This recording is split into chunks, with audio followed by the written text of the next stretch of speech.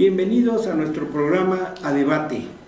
Esta es la segunda reunión que tenemos con nuestros invitados para tratar el conflicto de Ucrania con Rusia. Hoy es 24 de marzo de 2022, estamos a un mes de iniciadas las operaciones militares de Rusia en Ucrania y bueno, vamos a tratar precisamente del conflicto, del desarrollo de las operaciones. Bienvenidos al programa, nos acompaña el doctor Arturo Perales, el maestro y doctor Manuel del Valle Sánchez y desde luego el doctor Rafael López Serino, su servidor Javier Ruiz Ledesma. Iniciamos y quisiéramos iniciar con una primera pregunta. Para ustedes, ¿cuál ha sido el desempeño de esta guerra en el terreno militar? Inicia las operaciones, todo el mundo esperaba que Rusia en unos cuantos días tomara la capital de Ucrania, de Kiev, tomara las principales ciudades y llevamos un mes en el conflicto. Maestro Manuel del Valle, ¿nos puede dar su opinión? Con mucho gusto y me da un placer estar en este segundo programa. Quiero señalar que la estrategia militar que se da en esta guerra comienza principalmente con el pronunciamiento que habíamos señalado la vez pasada de Putin cuando habla de una operación militar especial. Se pensó que, dado el poderío del ejército ruso, íbamos a tener lo que algunos llamaron una guerra relámpago, es decir, que las tropas rusas iban a entrar directamente en la capital de Ucrania, en Kiev, y que se iba a dar de una manera muy rápida la derrota de los ucranianos.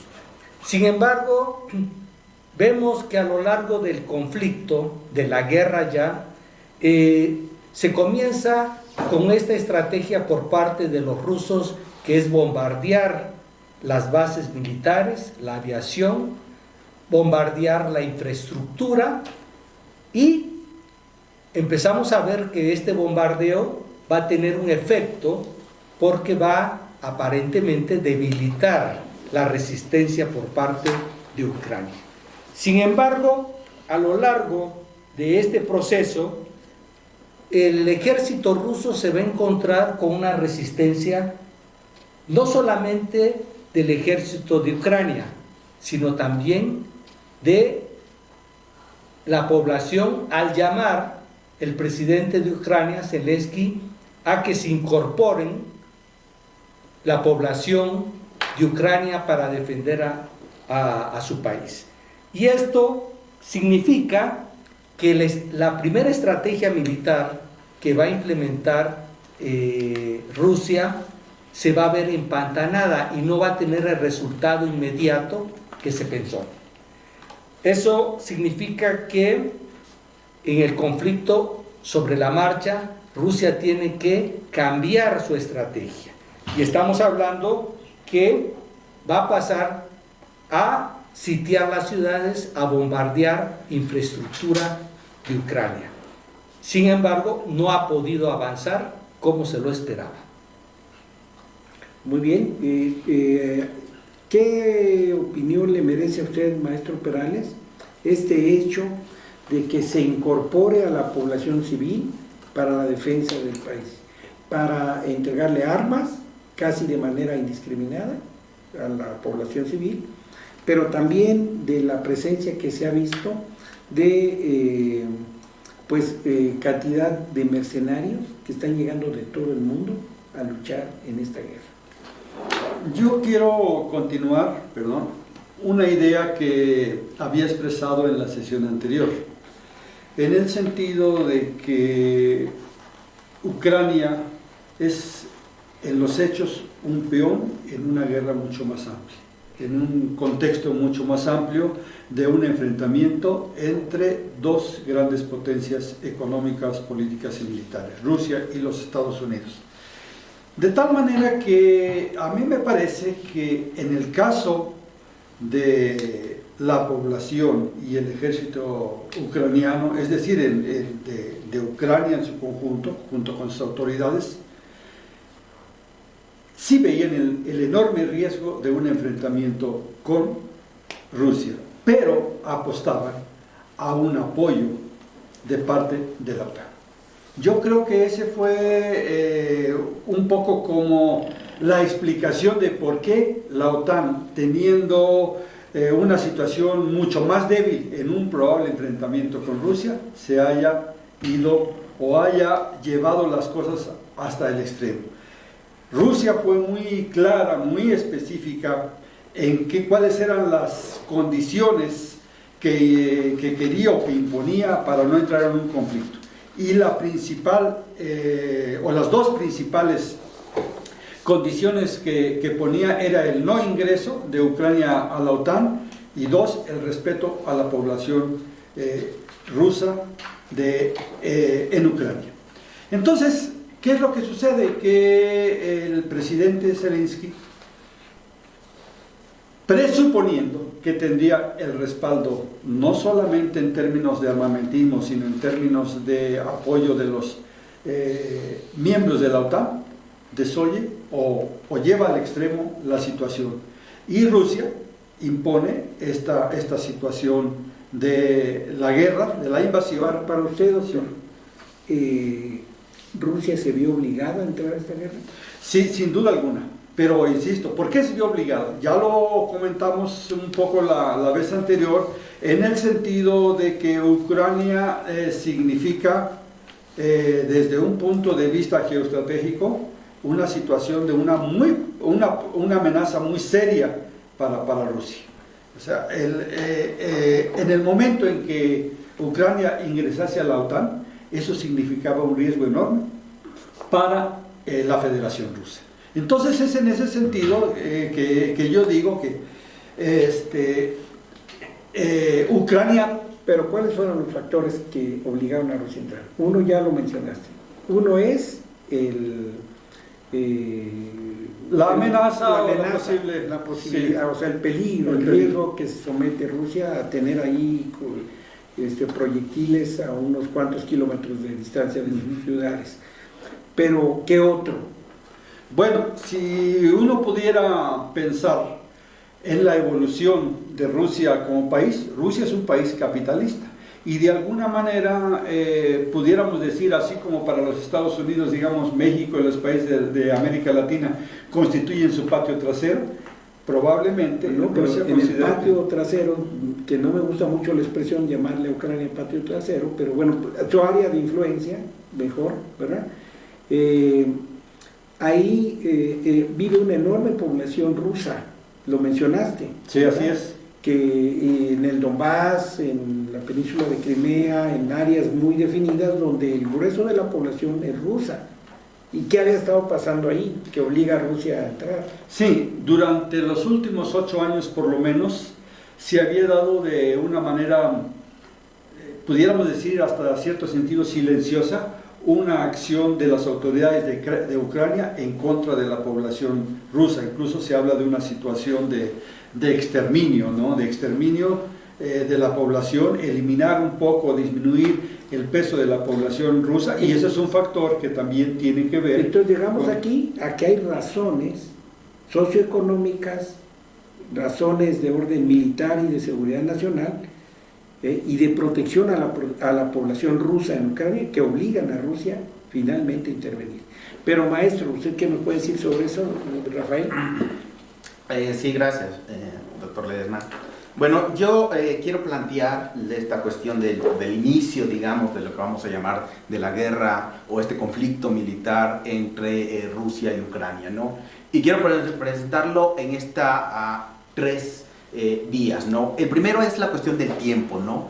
Estamos viendo una guerra o un conflicto militar ampliamente anunciado, ¿no?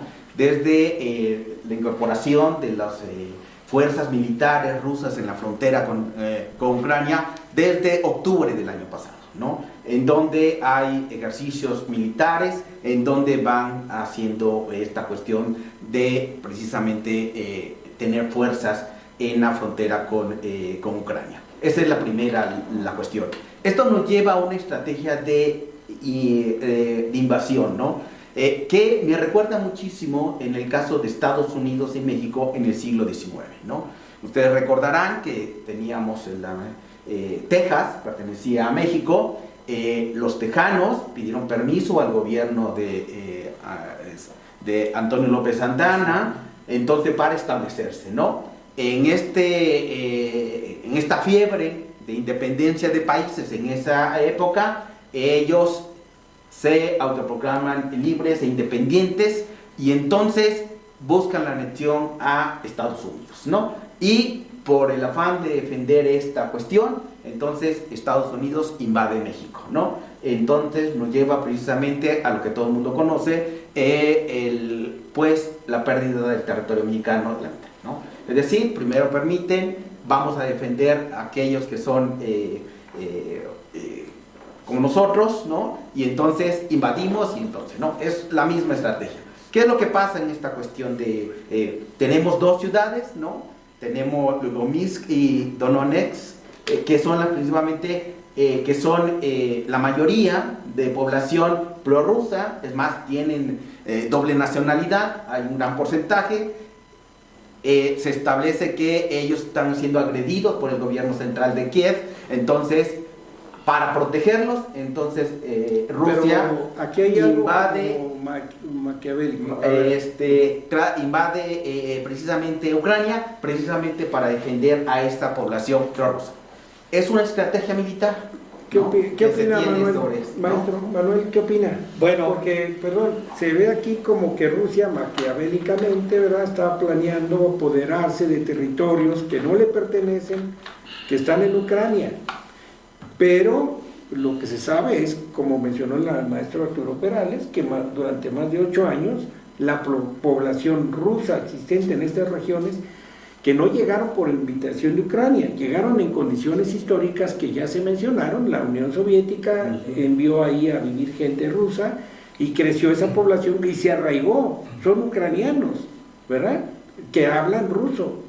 Ucrania es un país policultural, pero hay 8 años que están en guerra, precisamente esta región, que es el Donbass, con el poder central de Ucrania.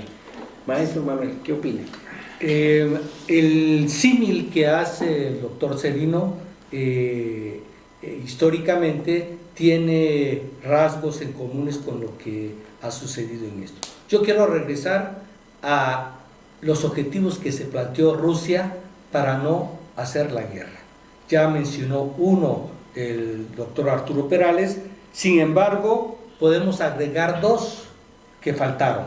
Uno, que era el reconocimiento por parte de Ucrania que Crimea era territorio de Rusia. Segundo, el reconocimiento de la independencia de estos dos territorios que mencionó el doctor Serino, y si se cumplía eso, eran los objetivos para evitar la guerra. Sin embargo, Ucrania va a rechazar esa propuesta, pero y eso va a desencadenar la invasión. ¿Qué pasa con estos grupos ultraderechistas nazis? Porque otro argumento de Rusia para invadir fue: vamos a desnazificar y desmilitarizar Ucrania. Bueno, ya habíamos mencionado en el debate anterior cómo la extrema derecha y ese nacionalismo en toda Europa se había manifestado. Ucrania también se da, pero quiero hacer una aclaración, que estos grupos de extrema derecha no eran mayoritarios en Ucrania, sino que eran grupos reducidos que tenían, hay que reconocer, una influencia y que estaban empujando precisamente ese nacionalismo de Ucrania, y que de alguna manera era un instrumento que va a atacar a la población rusa o de origen rusa en Ucrania. Y eso también, efectivamente, es otro elemento que va a utilizar Putin dentro de los objetivos que se plantea. Uno, para evitar la guerra, pero como no, Ucrania no cede ante eso, lo lleva a la guerra. Lo lleva a la guerra. Bueno, lo lleva a la guerra y digamos se planeaba, se pensaba tal vez una guerra rápida, en la cual de manera casi como una operación quirúrgica, quitamos a los ultraderechistas, a los nazistas y exigimos la liberación de Donbass, o el reconocimiento de las dos repúblicas, ¿verdad?, de Donetsk y Lugansk, su independencia, ¿verdad?, y nos retiramos. Siempre Putin dijo, no pretendemos invadir ni apoderarnos de Ucrania, ¿verdad? Ahora inicia la guerra y todos quedamos en que esta guerra pues no le da a Putin los resultados tan rápidos que se esperaban, se estanca. Y las razones de que se estanca, ¿cuáles serían? Bueno, dos fundamentalmente desde mi punto de vista. La primera es la resistencia de la población y del pueblo y el ejército, que por sí solo no explicaría el empantanamiento del avance que preveía la Federación Rusa. La otra, que no hay que menospreciar, es el enorme pertrechamiento que está obteniendo Ucrania de parte de los países de la OTAN, especialmente de Estados Unidos. Aquí vale la pena que veamos eso con mucha delicadeza, ¿verdad? Porque los países o de Occidente, por decirle así, por las potencias de Occidente encabezadas por Estados Unidos, le están aportando armas de todo índole, de las más modernas, de las que pueden, porque los aviones no pueden mandarlos, no han podido mandarlos, y se ha armado, pero también de hombres. Sí, pero de hombres, ojo, fundamentalmente, y creo que lo mencionamos casi al inicio, de fuerzas mercenarias. Eso está claramente delimitado, no hay todavía partes o un ejército en términos de nación de ningún país que abiertamente esté participando en la guerra.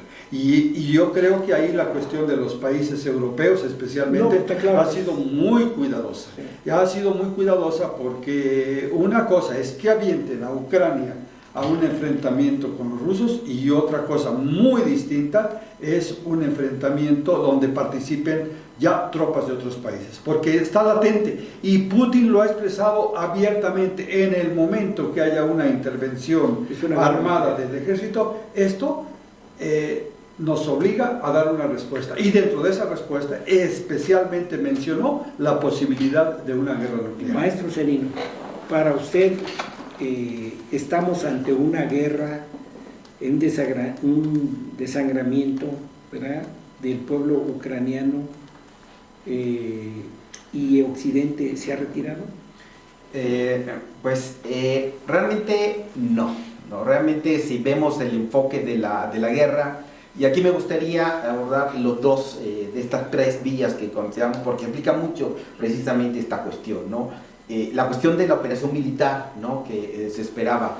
Si cualquiera que pensara que este conflicto militar es por una cuestión de territorio, está completamente equivocado, ¿no? Estamos de acuerdo con eso. Porque no es una cuestión es una cuestión de esfera de seguridad nacional para Rusia, ¿no? Como toda superpotencia, ¿no? Entonces tiene que tener garantizado su esfera de seguridad. Eso es lo que busca Rusia, ¿no? Que se expresa en estos momentos en el desarrollo de esto en Ucrania, en el territorio de Ucrania, pero lo mismo se hubiera podido dar en Finlandia. Finlandia, como ustedes saben, pues tiene una tradición de país neutro y así ha respetado Rusia, ¿no? No pertenece a la OTAN, ¿no? Sin embargo, con estos movimientos de la invasión a Ucrania, pues Finlandia hace poco acaba de hacer un referéndum en donde la mayoría de la población pues dice vamos a anexarnos a la OTAN, ¿no? Eso cambia ya el ajedrez geopolítico de esta cuestión. Esa es una muestra precisamente de lo que se está jugando ahí, ¿no?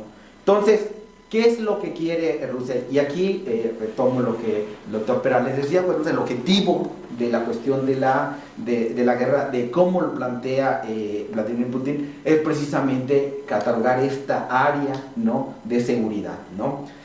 Los que pensaban que iba a ser una invasión como Crimea, pudo haberse dado. Tiene el poder Rusia para poderse hacerlo, no. Pero no, lo que quiere Rusia es dar el manotazo en la mesa y decirle a las potencias occidentales que efectivamente tienen que respetar su área de seguridad. Esto es lo que tiene que establecer.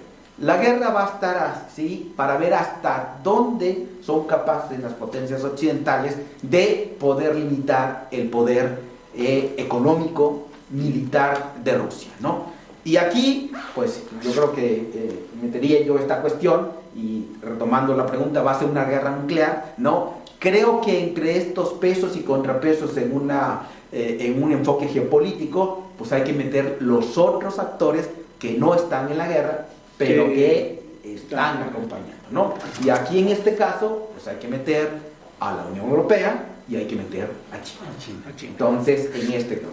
Muy bien, maestro, hablando en el sentido que plantea el doctor Serino, ¿cuál sería el papel de Rusia con China? Como esa alianza que lleva China con Rusia. China, ¿qué actitud ha tenido? ¿Cómo se ha mantenido? ¿Verdad? Platíquenos sobre eso. Creo yo que China también, con la evolución del conflicto y las repercusiones que tiene a nivel mundial, ha ido cambiando su posición. Efectivamente, antes del conflicto, incluso se manejó que China le pidió a Putin que no se lanzara a la guerra porque estaban los Juegos de Invierno en China y que eso iba a opacar. Y Putin se desplazó a Beijing para la inauguración de los Juegos. Bueno, China y Rusia tienen una alianza que es un gran contrapeso para Occidente y para los Estados Unidos. Pero en el transcurso de la guerra, China ha ido modificando su posición. Sabemos que ya China es la primera potencia económica a nivel mundial y que eso se va a fortalecer. China veía desde el punto de vista estratégico para China que la guerra, si era localizada solamente en Ucrania, probablemente no iba a traer una desestabilización mundial. Sin embargo, eso llevó a un riesgo de esa desestabilización mundial. Y eso obligó a que China cambiara su posición. Por eso, en la última resolución que presentó México y Francia en la ONU, China se abstuvo. Es decir, no votó en contra, no votó a favor, sino que se abstuvo, cuando se supone que es un aliado de Rusia. Ahorita vamos a hablar sobre México. Adelante. Entonces,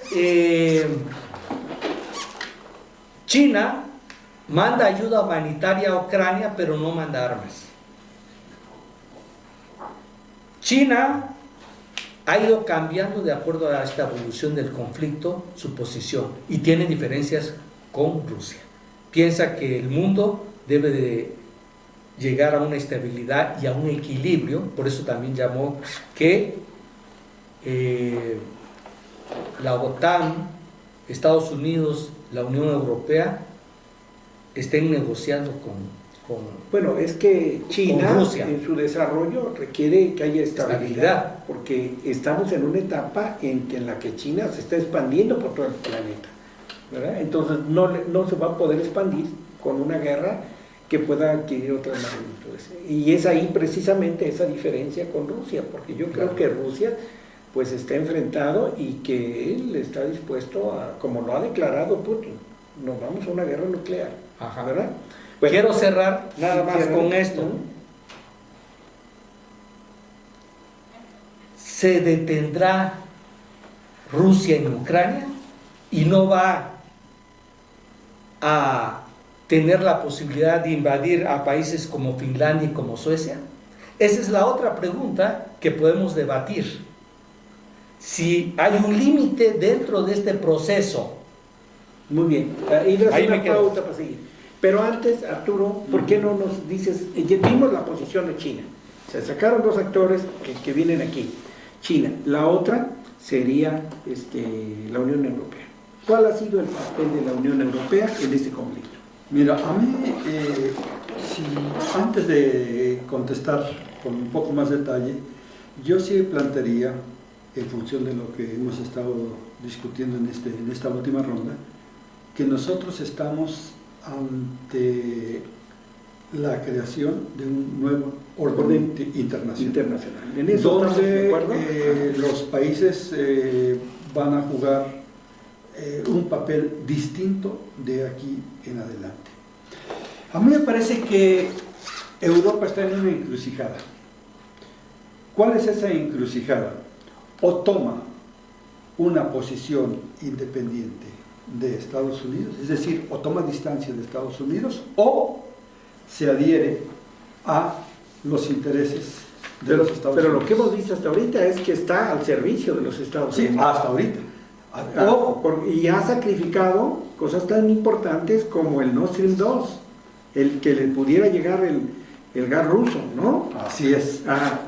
Pero, ¿qué factor podría hacer modificar para que Europa adoptara una posición diferente? Ojo, aquí un aspecto importantísimo tiene que ver con la sobrevivencia. Y esa sobrevivencia es que sobre quién sería de inmediato o cuál sería de inmediato la región más afectada en caso de una guerra nuclear. Para mí, sin duda alguna, la región más afectada o inmediatamente afectada es Europa.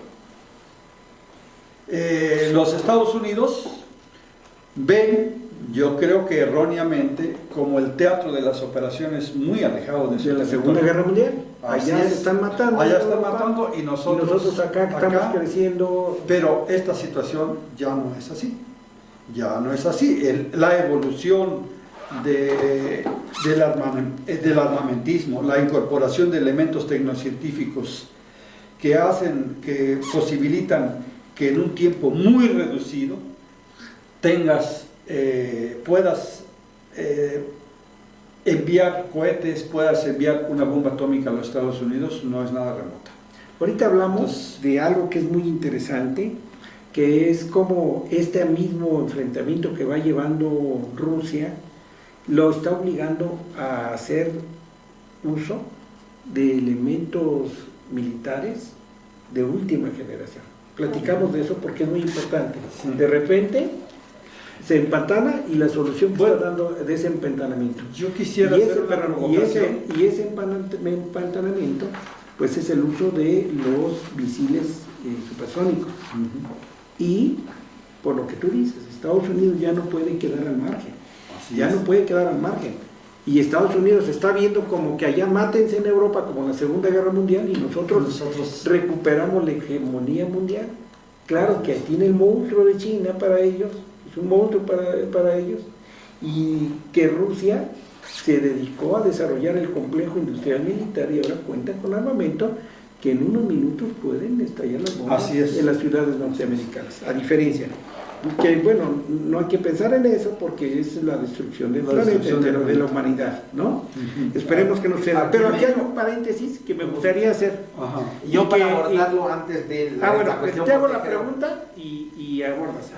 Porque hay un elemento que vale la pena yo decir. quisiera México. no hacer una participación, sino plantear dos temas que tienen que ver con esta adelante. cuestión.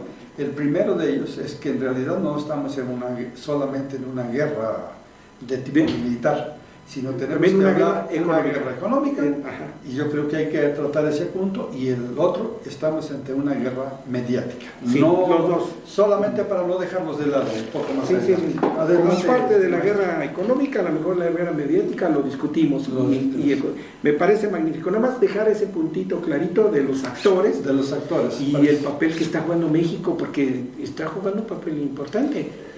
Y le hago una provocación aquí al maestro. Estamos hablando de Rusia, Pero ojo, Rusia no es solamente Rusia. ¿Cuáles son los efectos, sobre todo, bueno, cuando hablemos de la parte económica, pero también hay que ver los efectos en el Asia, Eurasia, o sea, ¿qué pasa con los...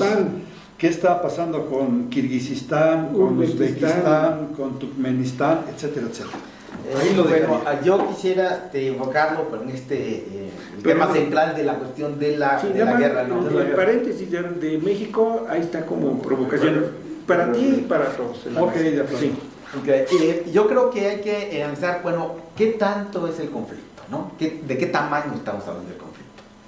Pues lo podemos ver precisamente en dos ópticas. La primera es, precisamente lo que se ha mencionado, la localización del conflicto. El campo de batalla es precisamente el territorio de Ucrania. Pero vemos que eso es solamente el epicentro y parece ser que las olas de violencia, que ahí podría poder encontrar la ola mediática y la ola económica, son las que son más perturbadoras que ver bombardear Kiev, ¿no? O otras ciudades de Ucrania, ¿no? Esas son las cuestiones. Entonces, eso define precisamente esta cuestión de qué tan grande es, ¿no? Cómo se siente el mundo si realmente es un conflicto de gran envergadura, ¿no? Ese sería primero, ¿no? Si se sale de ahí, porque la OTAN ha dicho, bueno, estamos aquí y vamos a apoyar a Ucrania porque no queremos que el conflicto desborde más allá de Ucrania. Ese es el argumento principal del jefe de la OTAN, en donde dice, vamos a apoyarlo precisamente porque no queremos que escale, ¿no? Esa es y eso sería debatible, ¿no?, en la argumentación. La otra es precisamente que en esta redefinición que se abordó en la óptica de si es un nuevo orden internacional, bueno, entonces, ¿quiénes antes tenían el papel de cuidar ese orden internacional, ¿no? Entonces tenemos tres elementos, ¿no? La ONU, que ahorita está desaparecida. Recuerden que el objetivo fundamental de la ONU es la paz mundial, ¿no?, y la seguridad, ¿no?, internacional. Lo sé, para eso fue creada, ¿no? Está desaparecida, ¿no? Después tenemos Estados Unidos, el policía del mundo, que tenía que coordinar y entonces estaba en todos los mares y todo eso, ¿no? Se ve ya una figura vulnerable que necesita viajar a Europa para afianzar alianzas, ¿no? Se necesita coordinar los diferentes tipos de políticas, ¿no? Y lo podemos ver, por ejemplo, en la cuestión esta de prohibir todas las importaciones de petróleo y de químicos ¿no?, para bloquear, digamos, la industria petrolera de Rusia. ¿Qué es lo que pasa? Estados Unidos lo puede hacer, pero Europa no. Y eso, pues viene toda esta cuestión del gas y todo eso. Y el otro es precisamente quien mantenía la paz, ¿no?, pues precisamente la OTAN, que en sí es una parte de esta diplomacia multilateral que se venía dando a lo largo de países precisamente para evitar cualquier tipo de conflictos, ¿no? Estos están cambiando. Está cambiando la desaparición de la ONU, está cambiando la cuestión de la relación de Estados Unidos con sus aliados y precisamente la cuestión de una redefinición de la OTAN en este nuevo contexto. Eso es lo que me gustaría. Es decir, vamos a entrarle al tema de la otra faceta de la guerra económica, que rebasa con mucho a Ucrania y Rusia nada más, que tiene impacto en todo el globo. Pero antes un breve paréntesis, un breve entrecomillado. México. Adelante, Javier. México. Bueno, yo quiero señalar, y ahí no estoy de acuerdo con Arturo, al señalar que la guerra en Ucrania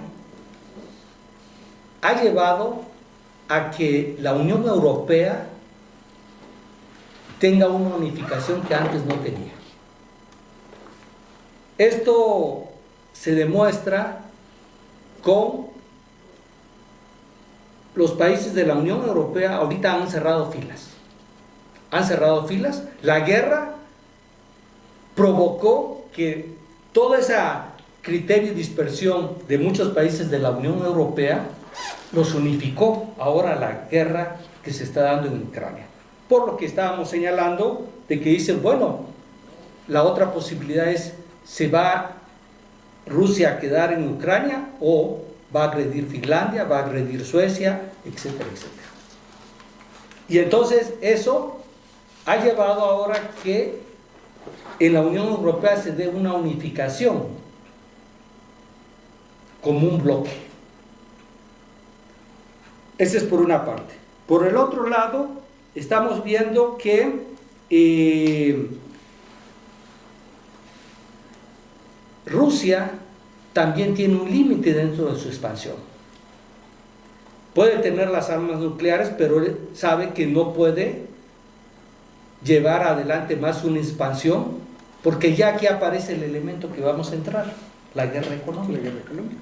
La guerra económica que se ha manifestado y que empieza a tener ya consecuencias en la población rusa. Esto significa, por eso, que también Rusia empiece a tratar de responder económicamente ante esta situación. Pero aquí la pregunta es, ¿le alcanzará a Rusia por sí sola, económicamente sostener, mantener la guerra en Ucrania y después en otros países que quieren? Esa es una interrogante, y esta guerra económica se basa en las sanciones. Sabemos que políticamente Digamos que no. inicia las sanciones, esta guerra económica. No, ya había anteriormente, ya habían antecedentes. Rusia ha sido ya sancionada. Desde Crimea. Desde el asunto de Crimea. Sí, nada más lo que podemos decir es que ahora se intensificó esa guerra económica. Y que nunca, ya lo había mencionado por ahí el doctor Arturo Perales, se había dado una guerra económica como la que estamos viendo que se está manifestando de esa magnitud. Con eso lo dejaría yo. Bueno, muy bien. Dejamos el asunto de México porque creo que no hay mucho. Yo quisiera ¿Quieres hablar? incorporarlo, sí, claro, Bueno, sí. adelante, Arturo. Y entrando justamente, a mí me parece que hay dos aspectos que tienen que ver con México. Obviamente que uno es la política en torno a la guerra y el otro es la cuestión económica. Y voy a empezar por la cuestión económica, aunque después regrese esto nuevamente a lo de la guerra.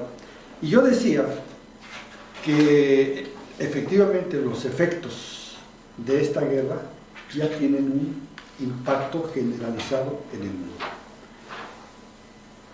Las prohibiciones o las restricciones hacia Rusia tienen un impacto inmediato, sobre todo en todos los países de lo que sería Eurasia, o la parte asiática que está cercana a la Unión Soviética.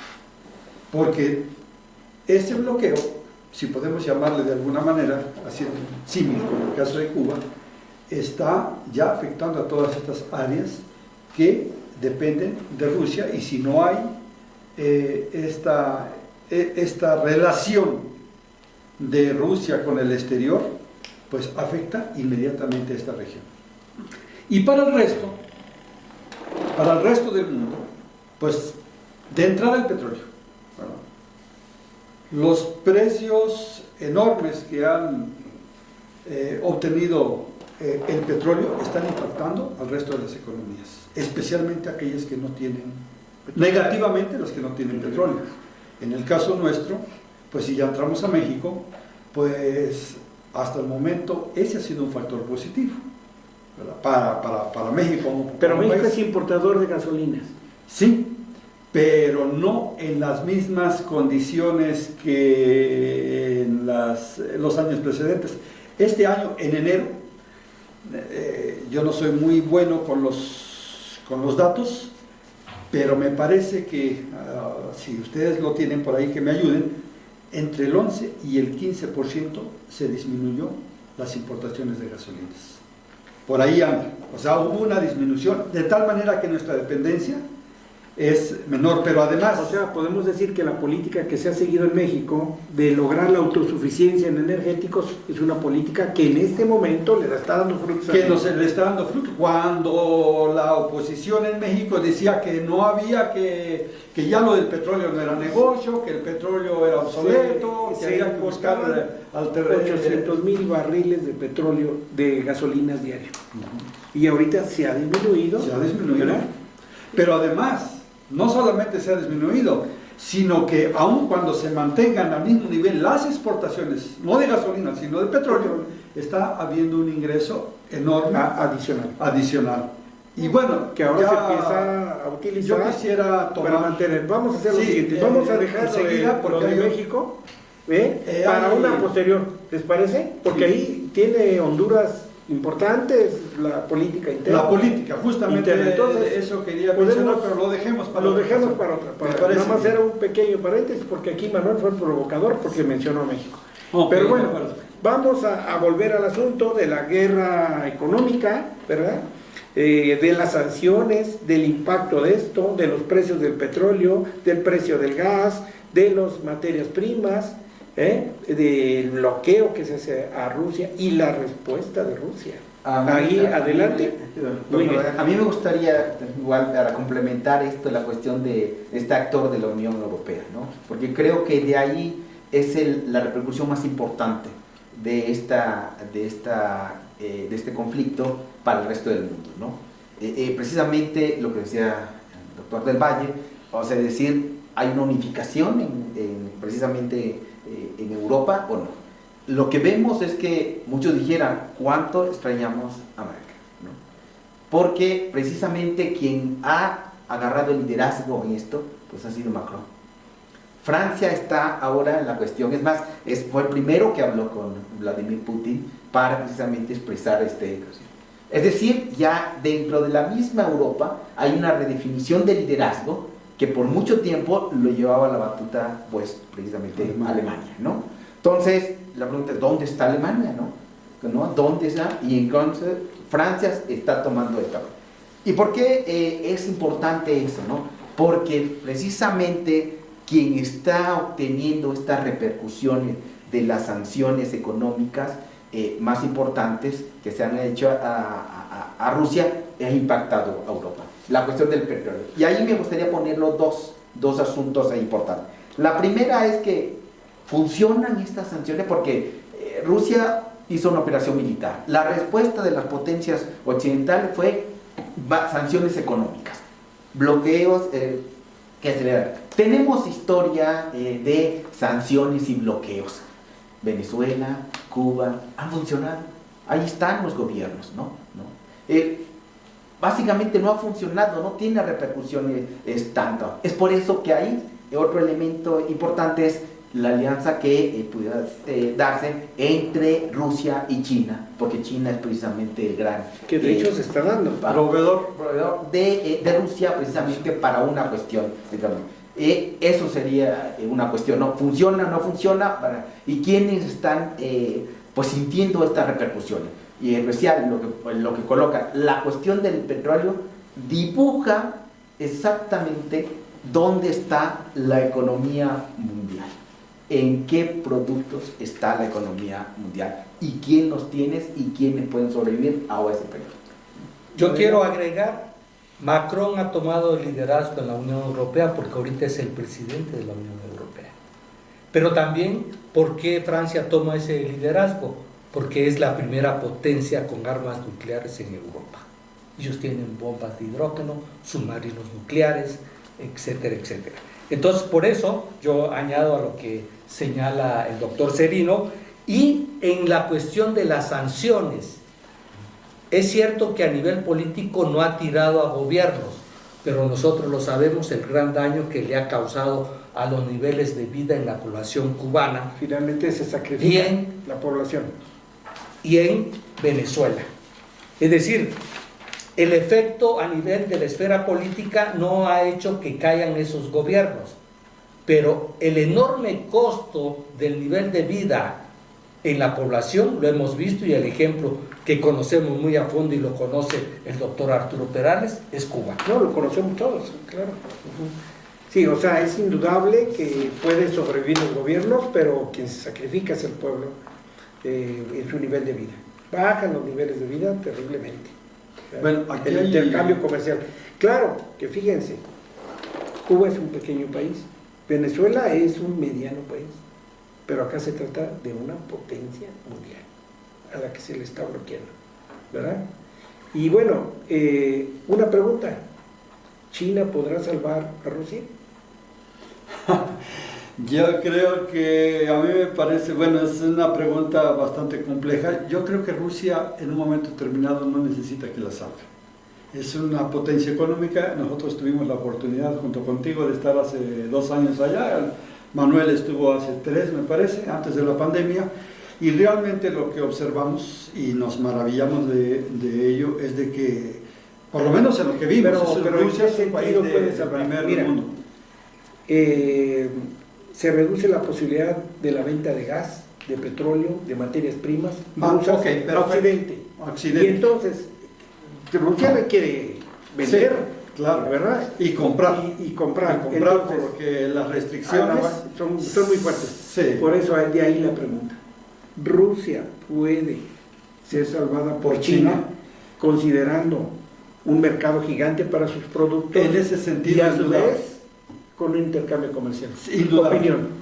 Yo creo que esta cuestión la tienen muy bien medida tanto China como Rusia.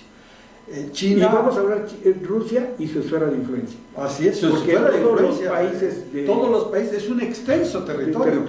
Son un extenso, son extensos territorios de muchos países que están en la órbita de Rusia. Rusia es autosuficiente en muchos productos. Entonces, eso es una cierta garantía. No es la situación, por ejemplo, de Cuba, que no tiene nada, ¿no? Cuba tiene un poco de Caña de mineral, tiene caña de azúcar, ron y tabaco y se acabó, ¿no? Venezuela tiene petróleo, pero Rusia no. Rusia tiene un potencial industrial, tiene un potencial energético y tiene un potencial Militar. agrícola. Y Bueno, estamos hablando de lo económico. Tiene un enorme potencial. Y ahora, China se ha transformado en la primera economía del mundo. Y entonces, China sí está en posibilidad de suministrar productos de toda índole que requiera Rusia. Y Y, de adquirir Rusia toda la está en disponibilidad de suministrarle. ¿Qué es lo que compra Rusia en la actualidad? Materias primas.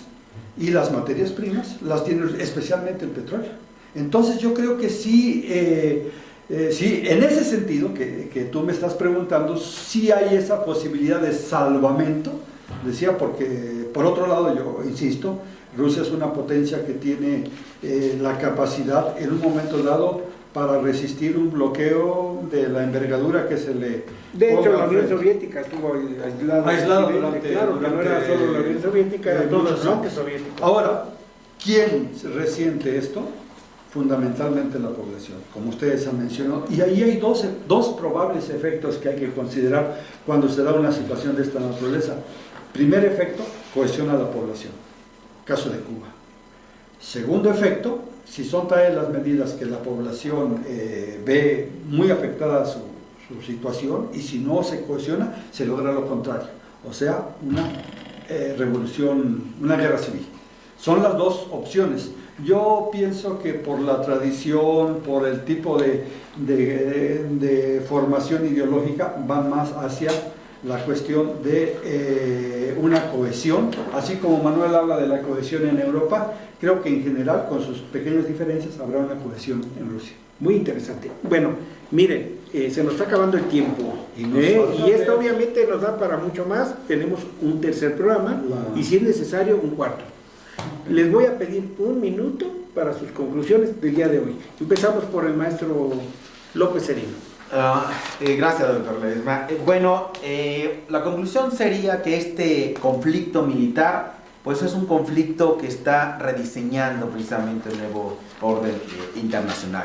Está focalizado, está localizado, pero las repercusiones son más intensas que el mismo conflicto de operación militar. Y el tercer punto que quisiera resaltar sobre esto es precisamente cuál es el objetivo precisamente de Rusia al invadir Ucrania.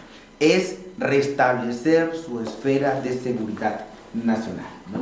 Entonces, eso es lo que busca y no va a parar hasta que se sienta seguro precisamente de las potencias occidentales. Ahí da lugar para, tan solo con esa conclusión, dar un programa más, ¿verdad? Porque hay muchos elementos que hay que analizar ahí. Manuel. Yo no quiero entrar a la parte militar, simplemente digo que hay una guerra muy costosa en todos los niveles, tanto para Ucrania como para Rusia, en busca de esa seguridad que señala el doctor Serino.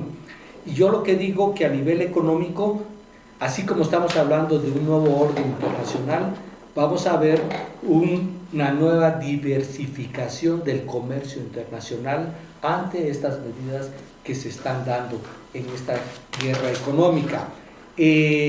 Efectivamente, Rusia es un gran país, puede cortar muchas relaciones, pero lo que quiero remarcar es que si la Unión Europea y le cortan la relación comercial y logran quitar su dependencia energética de Rusia, eso le costaría a Rusia más del 30% de su Producto Interno Bruto. Y eso sí agravaría la situación y es muy difícil que China pueda inmediatamente suplantar ese 30%. Muy bien. Con eso termino. Arturo. Sí. Rafael habla de una redefinición y de establecimiento de esferas de influencia. Yo me iría un poquito más atrás tratando de ver qué hay detrás de este conflicto. Y yo plantearía como lo fundamental, plantearía este conflicto como parte de una guerra imperialista. Yo así lo veo. O sea, uno sí se puede quedar... El imperio de Norteamérica con el imperio ruso. Rusia, no olvidemos, y el imperio chino. Y el imperio chino. Rusia es un país capitalista. China es un país capitalista con, digamos, con ropaje de socialismo. Tiene muchos elementos de socialismo, pero finalmente es capitalismo también. Entonces creo que no hay que perder eso de vista en este nuevo rediseño. Y la segunda conclusión a la que yo llegaría, y creo que debemos de tener presente, y precisamente por eso discutimos estas temáticas, es que este conflicto pone en riesgo a la propia humanidad. Y yo creo que eso es una cuestión que debemos de tener muy presente. Nosotros como país y probablemente muchos como personas, una buena parte de la población queremos la paz, no queremos guerra. Porque esta guerra sería diferente de las guerras anteriores. Esta guerra sí pone en riesgo la propia existencia De la humanidad. O sea, son cuatro imperios. Cuatro imperios. Es Estados Unidos, Europa, China y Rusia. con sus áreas de influencia. Con sus áreas de influencia. O sea, es una redefinición y tal vez de esas áreas de influencia. a lo mejor es precisamente la pauta para analizar cómo sería el nuevo orden económico en el planeta, ¿verdad? Como ven, queridos audientes, pues estos son temas que nos dan para discutir muchas cosas. ¿Por qué no pensar en analizar la economía norteamericana y su evolución de estos cuatro imperios? ¿Qué ha pasado con ellos, no? Para tener una comprensión más profunda del desarrollo actual del mundo. Por lo pronto, hoy damos por terminado nuestro programa y los invitamos al siguiente debate. Continuamos con Ucrania, Rusia, y lo vamos a enfocar ahora sobre las perspectivas de este suceso, de estos hechos, ¿verdad? Javier, yo te agregaría que dejamos un hueco, ¿sí? Que lo incorporásemos también en la próxima sesión de las perspectivas, que es la guerra mediática. Bueno, No, la guerra mediática también, desde luego, la mencionamos, está presente. Yo diría que el imperio norteamericano movió todas sus fuerzas por todos lados para bloquear a Rusia, para vertir la opinión pública a favor de Ucrania y de Occidente. ¿verdad? Eso es parte de, y al igual que Rusia lo está haciendo, ¿verdad? Entonces, me parece muy bien, lo tratamos de abordar la siguiente, y por lo pronto les damos las gracias por su presencia y por vernos. Hasta la próxima. Hasta luego.